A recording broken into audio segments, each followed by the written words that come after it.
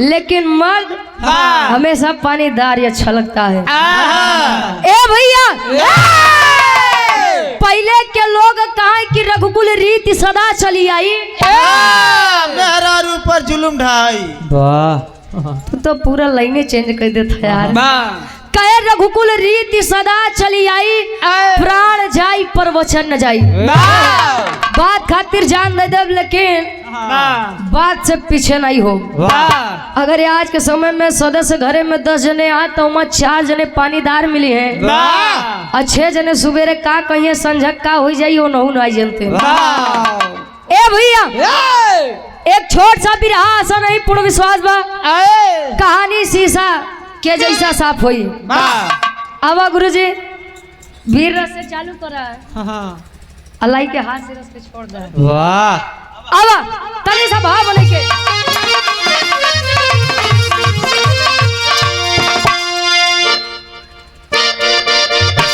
क्या बात है।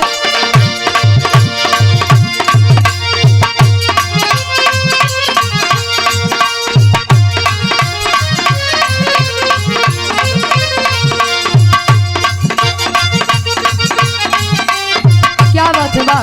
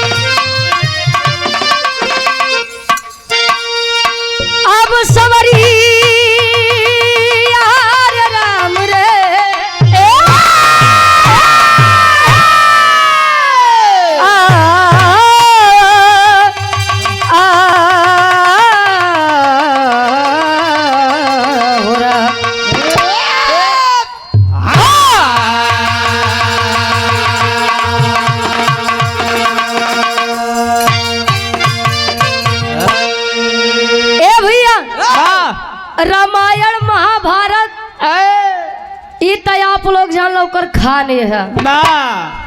रामायण महाभारत आप लोगों से छत के जानी। रामायण महाभारत आप लोगों ने बहुत सुना है। हम तनी सा कहानी यहाँ से चेंज करब, आई कहानी आप लोग के समझ में आई जाए तो हम जान जाब कि हमारे बिरहा गाँव सफल बा। देखा जब बिरहा सुने बदे बैठा बा ओकरे खातिर बात बा। अब भैया जे के बिरहा नहीं पसंद हुई चुपचाप उठे भोजन के तैयारी चल हो खात रहा धुन तो जो बढ़िया लगे तो सुन जा, बाकी जब बिरहा सुने बैठा बा का सुने दिया आप लोग सुन ले बा तो गावे में आनंद आई। ए भैया त्यावा गुरुजी तनी 4 लाइन भूमिका के भाव से कवि जी हमारे वो वीरन खातिर लिखत है अपने कलम के माध्यम से। कैसे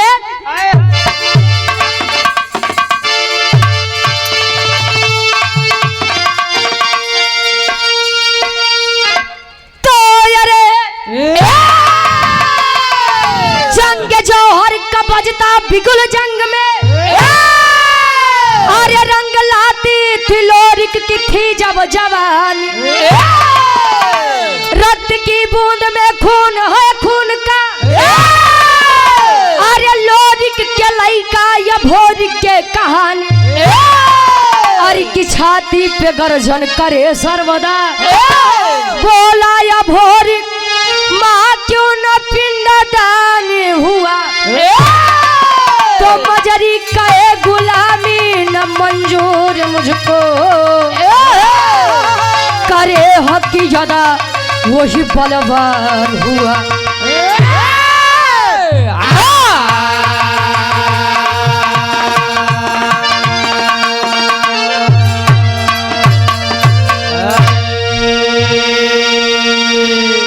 जंग जौहर का बजता बिगुल जंग में अरे रंग लाती थी लोरिक की थी जब जवानी। रक्त की बूंद में खून है खून का तो लोरिक के लइका या भोरिक के कहानी। अनिल यादव हमारे बड़े भैया जी के द्वारा 51 रुपये आशीर्वाद के चाह रही। रामायण महाभारत आप लोग रोज सुनत है भैया, आज तनी कुछ हट के सुनला।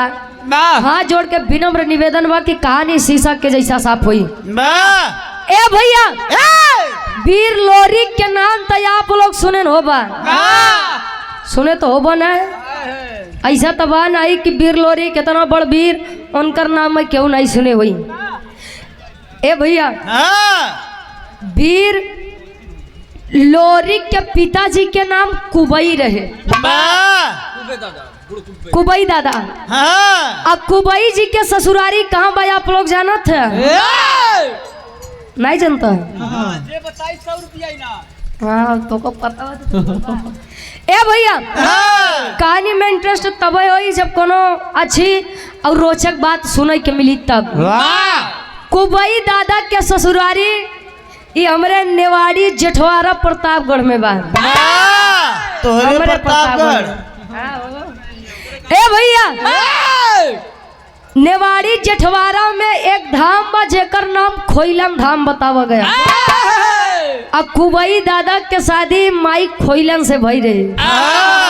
अब खोइलन जी के नाम से खोइलन धाम बाबा। ए भैया कुबई दादा और माई खोइलन के बीच में एक लड़का जेकर नाम वीर लोरिक बताया गया।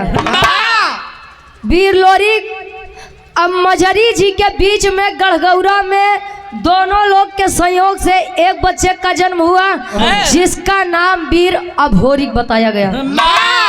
अब 3 जने के नाम सुन रहा तब कहानी हमार वीर अभोरिक जी से चालू हुई। कुबई दादा के लड़का लोरिक और लोरिक के लड़का वीर अभोरिक। अब एक जने के नाम यही आई बस तनी आप लोग विचार कर तब। ए भैया वीर अभोरिक जब बाल्यावस्था से किशोरावस्था में प्रवेश किया मतलब कि ओकरे लड़कई से जब जवानी आए तो दुर्गा माई के बड़ा बरियार भक्त रहे। बरियार का मतलब जाना थे? बहुत बड़ा जबरदस्ती। ए भैया आप ही लोग कहा था कि जकरे जवानी आवत है तो चुकरत की आवत रही का यार तोरे आ रही का यार चुकरता चली जात। ए भैया काहे बदे कहा कि पहले के लोग अपन जवानी काम में खर्चा करे। काम ये खेत में बैठा है ना आप लोग, पहले यह खेत बरधा से जोतात रहा ये आप लोग बतावत है। ए भैया तो गुरुजी हिया एक मिजाजी गजल लागत बा। कोनो आशिक अपने मासूका से कहे का कहे बारे आशिक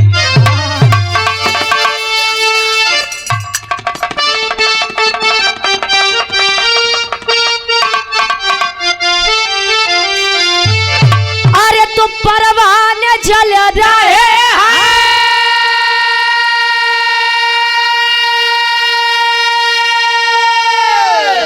परवाने जल रहे हैं तेरे इश्क में तमा। अरे परवाने जल रहे हैं तेरे इश्क में तमा। जानम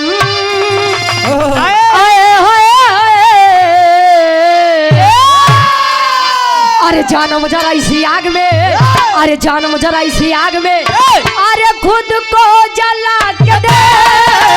जानम जरा इसी आग में, खुद को जला के दे। जानम जरा इसी आग में, खुद को जला के दे। जानम जरा इसी आग में, जानम जरा इसी आग में खुद को जला के देख। अभी आज के समय में आशुक मास का चाचा बचाए रहा नहीं तो पता लग लाल कई के जब तो चाचू कहीं बिरहा गावे गए रहा कि मारी करे गए रहा बचाओ बचाओ के।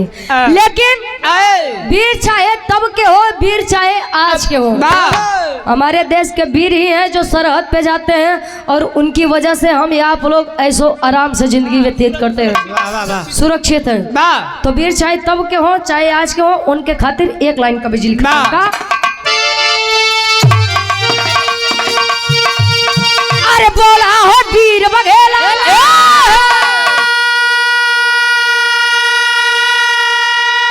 अरे बोला है वीर बघेला अरे झंडा हिला के दे अरे बोला है वीर बघेला अरे झंडा हिला के दे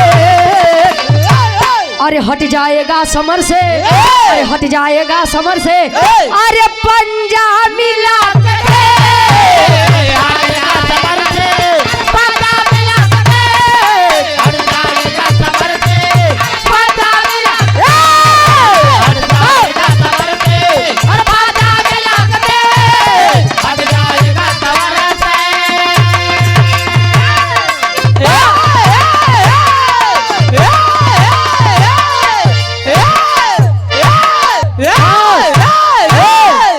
बस हो ए भैया कहे बोला है वीर बघेला झंडा हिला के देख और हट जाएगा समझ से तू पंजा मिला के देख 10 कुकुरन लाइक के टहरबा अब बड़का मर्द बनबा मर्द होबा तो सामने से वार करबा अब पीछे से जो वार करत है वो क्या कहते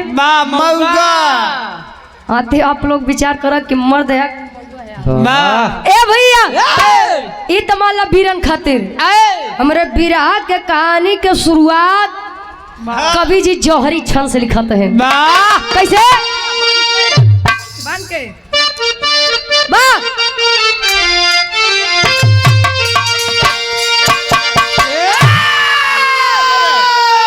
अरे तो एक दिन मजरी माता से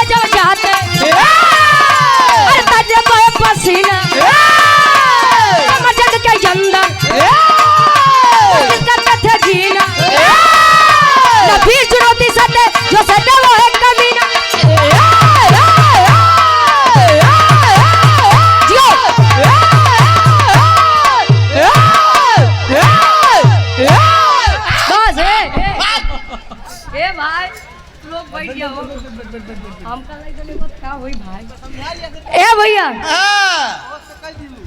अरे भाई हेलो हेलो तू लोग ही है रामलाल गुप्ता रामलाल गुप्ता प्रधान समोधीपुर यदि आपके कानों तक हमारी आवाज पहुंच अरे वीर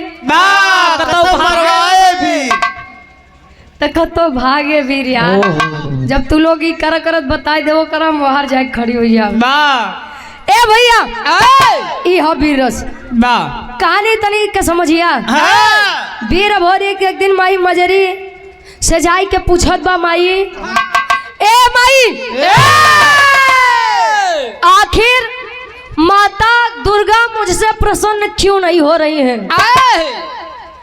आखिर मेरे पिताजी भी तो उनके बहुत बड़े भक्त थे मैं बेटा ये बात हमसे काहे इजाई के माई दुर्गा से पूछ माई दुर्गा के पास आया और विचार कर लिया तयाज बिना पूछे जाई बना बैठ गया माँ अरे माँ मेरे पिता वीर लोरी जब भी आपको जरूरत पड़ी अपने जंगे का खून पिला करके आपको संतुष्ट करने का काम किए हैं ए महतारी हम नहीं के लइका ये भोरी कहीं माई दुर्गा प्रकट हुई कहीं बेटा ये भोरी मैं तुझसे किस लिए खुश हूँ मुझे ये तू बता कहे आज तक मेरे अनन्य भक्त और तेरे पिता वीर लोरी का पिंडदान नहीं हुआ है ये आप लोग कहते हैं कि जब ले पिंडदान नहीं किया जाए तो पुरखा पुरानिया तरन तार नहीं होते ए भैया हम तो कही थी लड़का लायक मिले नहीं तो मिलवे नहीं करे